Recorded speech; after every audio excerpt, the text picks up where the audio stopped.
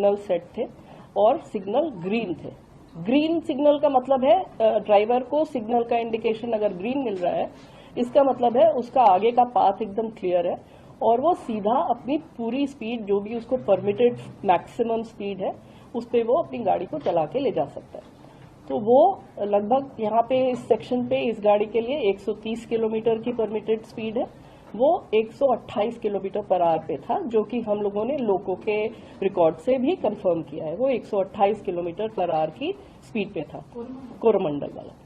और दूसरी डायरेक्शन से यशवंतपुर जो आ रही थी वो भी 126 पे थी, वो भी 130 पे परमिटेड है, वो भी 126 किलोमीटर पर आवर पे थी। इनके सबके लोगों के डेटा से हम लोगों ने ये कंफर्म भी कर लिया कि ये स्पीड थी गाड़ियों की, जो कि उनकी परमिटेड स्पीड के अंदर थी, लिमिट पे थी। तो ओवर स्पीडिंग की कोई बात नहीं थी।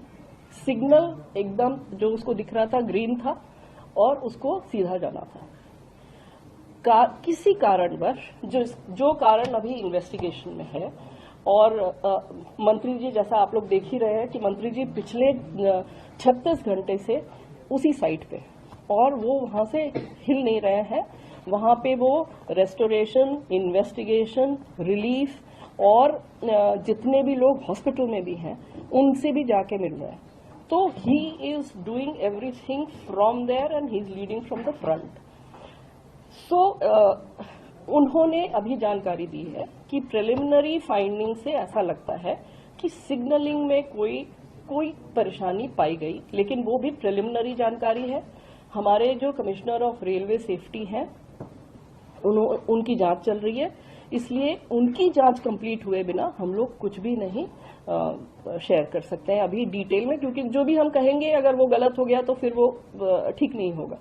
इसलिए हम भी अभी इंतजार कर रहे हैं कि वो अपनी फाइंडिंग्स हमें कंप्लीट डिटेल्ड फाइंडिंग्स हमें बताएं, जिससे कि हम लोग पता कर सकें कि क्या कारण था जिसकी वजह से ये दुर्घटना हुई।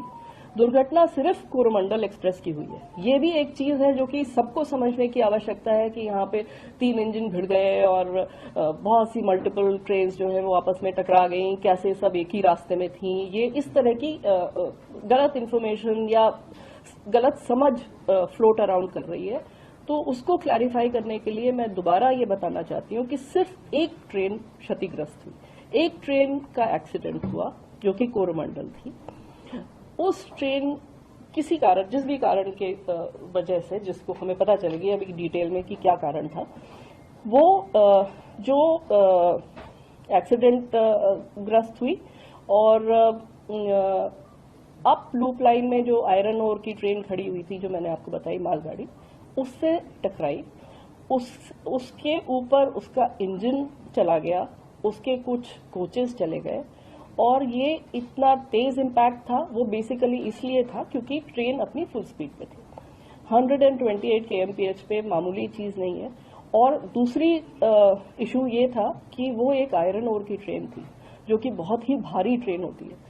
तो वो सारा इम्पैक्ट जो है, कोलिजन का इम्पैक्ट, अगर आप लोग किसी भी टेक्निकल कोलिजन एक्सपर्ट से भी पूछेंगे, कोलिजन का इम्पैक्ट उसने कंप्लीटली रिजेक्ट कर दिया, क्योंकि वो आयरन ओर भरी हुई ट्रेन थी। एंड द एंटायर पूरा का पूरा इम्पैक्ट जो है वो सारा का सारा ट्रेन के ऊपर आ गया। कोचिंग ट्रेन थी ये। अब इस ट्रेन के बारे में भी मैं कुछ बताना चाहूंगी। ये ट्रेन है LHB ट्रेन, हमारी जो LHB कोचेस है उसकी ट्रेन है ये। LHB is a very very safe train.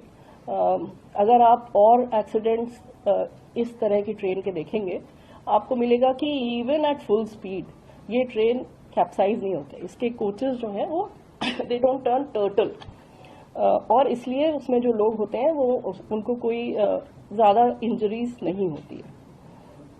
Unfortunately इस केस में ये ऐसा हादसा हुआ कि इस स्पीड पे अगर पूरा का पूरा इम्पैक्ट ट्रेन के ऊपर आएगा तो कोई भी दुनिया में ऐसी कोई टेक्नोलॉजी नहीं है कि वो इस तरह के जंबलिंग अप को प्रिवेंट कर सके।